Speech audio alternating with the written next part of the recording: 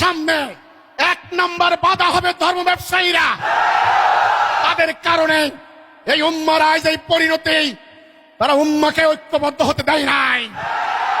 এরা ধর্ম ব্যবসা করে খাচ্ছে, এদেরকে পরোয়া করবেন না। এদের উপর আল্লাহ লানত। এরা কাতারে কাতারে জাহান্নাম যাবে, এদের লড়াই করার হিম্মত নাই। 2 নাম্বার বাধা হবে দাজ্জালের এই অনুসারী যারা রাজনীতি করে, তারা এদের স্বার্থের রাজনীতি, এদের কামলা কামলির রাজনীতি পুরো জাতিটাকে ধ্বংস করে দিয়েছে। এদের কাছে মানুষের কোনো মূল্য নাই। একটা এমপি হওয়ার জন্য এটা এই রাষ্ট্রটাকে আমেরিকার কাছে বিক্রি করে দিতে 1 মিনিট চিন্তা করবে না।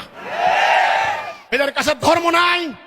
এরা ভোটের জন্য দাড়ি রাখে, এরা ভোটের জন্য হজ করতে যায়, এরা ভোটের জন্য কোরআন শরীফ পড়ে।